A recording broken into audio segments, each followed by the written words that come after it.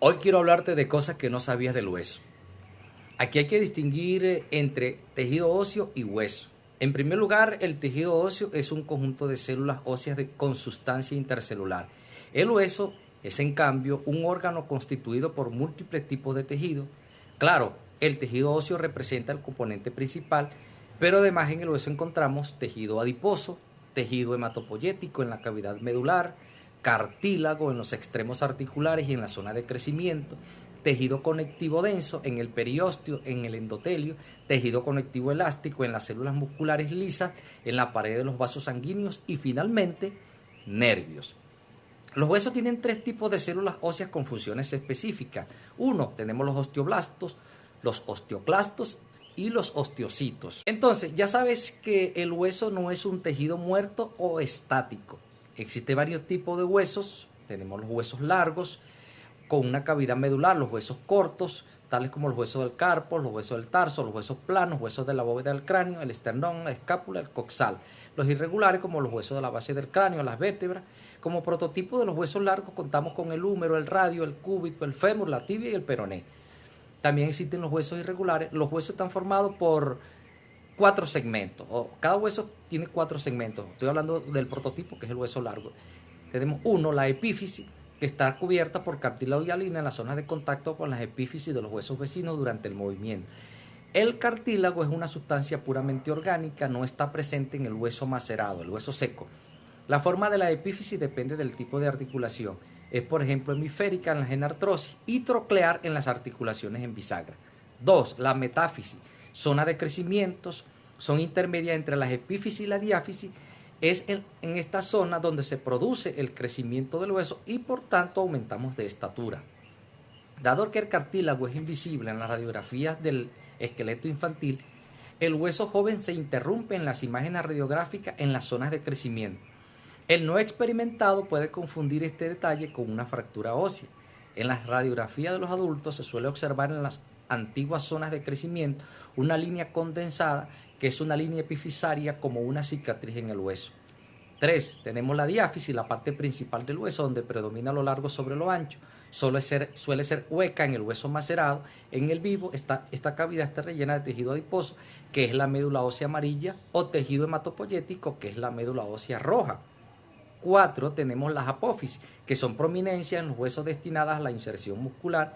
Ejemplo tenemos el trocánter mayor y menor, entre otros. Como ya dije, el hueso no es un tejido muerto, sino que posee un intenso metabolismo, proceso de transformación continua, renovación del calcio, hematopoiesis, que es la producción de células sanguíneas, y por ello tiene una vascularización profusa. La unidad estructural básica del hueso recibe el nombre de osteona. El hueso está recubierto por el periósteo, que rodea totalmente a los huesos, a excepción de la superficie recubierta por cartílago articular. Hueso y periósteo se comparan en algunas ocasiones con pierna y pantalón, una comparación más o menos aproximada. El periósteo conserva de por vida la capacidad osteogénica. Si se extirpa el tejido óseo pero se conserva el periósteo de una costilla, con el tiempo puede nuevamente poderse generar nuevamente una nueva costilla en ese lugar si se conserva la integridad del periósteo. En la Edad Media se pensaba que el hombre tenía una costilla de menos que la mujer, porque dice la Biblia que Dios extrajo una costilla de Adán para hacer a Eva. El mayor cirujano, que fue Dios, no dejó cicatriz, habría conservado el periósteo, es decir, realizó una ostectomía subperióstica, de modo que Adán fue capaz de regenerar la costilla que le fue extraída. Ahora, ¿por qué duelen tanto las fracturas? Esto se debe al hecho de que el hueso tiene una vascularización y una inervación profusa, principalmente el periósteo, que al lesionarse envía señales de sus nociceptores al cerebro, que las interpreta como dolorosas para buscar protección. Por ejemplo, un golpe sobre una parte del hueso no recubierta de músculo, por ejemplo, la espinilla de la tibia, produce un dolor muy intenso que es a la vez muy útil para la autodefensa. En la cavidad medular del hueso existe en el adulto médula rubra roja, que se encuentra solamente en los huesos esponjosos, es decir, en las epífisis, así como los huesos cortos, planos e irregulares. La médula flava amarilla ocupa la cavidad medular. Otro detalle, la médula ósea amarilla puede volverse a transformar en médula ósea roja. Partiendo de este conocimiento de que el hueso no es una estructura sólida, de que el contenido de la cavidad del canal medular del hueso está relleno de grasa. Es que en traumatología, en los huesos largos, podemos realizar la osteosíntesis con clavos, con un buen margen de seguridad y que se obtienen resultados muy favorables para la consolidación ósea. Ahora, nos podemos preguntar, ¿por qué el tejido hematopoyético formador de sangre se encuentra en el hueso? El tejido hematopoyético tiene el mismo peso que el hígado. Recordemos que la producción de sangre en la vida fetal estaba a cargo del hígado. Una vez que nacemos, son los huesos los que asumen esta función. Realmente es por aprovechamiento del espacio, por seguridad. La sangre, que es vital para la vida, no está a cargo de un órgano específico, o mejor dicho, en una sola parte. Está a cargo de los huesos que están distribuidos por todo nuestro cuerpo. Vaya sabiduría. La médula ósea trasplantada no puede sobrevivir fuera del hueso. El tejido hematopoyético inyectado por vía endovenosa en los trasplantes de médula ósea, por ejemplo, los pacientes que sufren de anemia plástica, no asienta en cualquier parte del cuerpo, sino solamente en las cavidades medulares óseas. En cualquier caso, el tejido hematopoyético vital se encuentra bien protegido dentro de la médula ósea y en caso de accidente no puede destruirse en su totalidad. Ahora, las radiaciones ionizantes y las intoxicaciones por sustancias antimitóticas son peligrosas para la médula ósea. El tratamiento del cáncer mediante radiaciones osteotáticas tiene por tanto sus límites. El hueso no está formado por tejido óseo masivo, sino por elementos más densos y más laxos. Hueso cortical o compacto, hueso esponjoso o trabecular. Es decir, el cuerpo maneja este material de construcción pesado de la manera más económica posible, lo que se le conoce como el principio de la construcción ligera. Nuestros huesos representan un compromiso entre una máxima solidez y un peso mínimo. La carga principal a la que se haya expuesto el hueso es a la flexión. Ahora, ¿por qué se producen las fracturas? Nuestros huesos están construidos de tal manera que resisten a las cargas a las que están expuestos normalmente. Una persona normalmente entrenada, ejercitada, tendrá huesos más resistentes, más masivos que el hueso de una persona que no está entrenada, ya que el hueso responde a la fuerza de tracción, presión y torsión a la que es sometido. Esto se conoce como la ley de Wolff, que se llamó originalmente la ley de transformación del hueso. Un hombre promedio puede levantar alrededor de la mitad de su propio peso, es decir, el 50%, sin arriesgar su integridad física. El esqueleto de una persona entrenada es comparativamente más pesado. Gayton y Hall expresan que el hueso suele adaptar su resistencia al grado de tensión al que se encuentra sometido, por lo que el hueso aumenta de espesor cuando está sometido a cargas importantes, adaptando a su vez el depósito y resorción óseas a los patrones de sobrecarga. El hueso de los niños son poco frágiles por su mayor concentración de tejido cartilaginoso, pero son más deformables. La ley de Wolff, basada en la trayectoria de las trabéculas, expone que las fuerzas de tracción estimulan el crecimiento óseo, mientras que las fuerzas de compresión determinan su atrofia. El hueso de una persona sana se adaptará a las cargas a las que se expone, así decía Julius Wolff. Ahora, nuestros huesos están constituidos de tal manera que resisten a la carga a la que están expuestos normalmente. Pero el cuerpo no puede permitirse un margen de seguridad demasiado grande. Como ya lo dije, el hueso se rige por el principio de la construcción ligera. Es asombroso realmente lo liviano que es un hueso seco y lo que puede soportar. Por ejemplo, el fémur puede soportar hasta 1 tonelada de peso sin romperse. La geometría de cada hueso es hereditaria y cada hueso está diseñado para desarrollar sus funciones de la mejor forma posible, mientras que su estructura interna y la densidad de tejido óseo se regulan para controlar el peso del cuerpo y las solicitaciones mecánicas, manteniendo la rigidez adecuada que evita su fractura. El hueso varía su estructura, pero según la forma y las tensiones a las que es sometido. Con el tiempo, con la edad, el hueso disminuye su densidad ósea y por ende aumenta su fragilidad, haciéndonos más propensos a las fracturas. Una fractura se produce cuando un hueso es sometido más allá de sus límites funcionales para soportar cargas que sean por tracción, tensión o flexión. Todo el peso de nuestro esqueleto representa solo el 10% del peso corporal. Tenemos mucho que aprender de la naturaleza. Una vez que se produce una fractura, inmediatamente el organismo activa los mecanismos para producir su reparación. un proceso encaminado a la consolidación ósea. La osteogénesis es posible solamente en condiciones de reposo del tejido.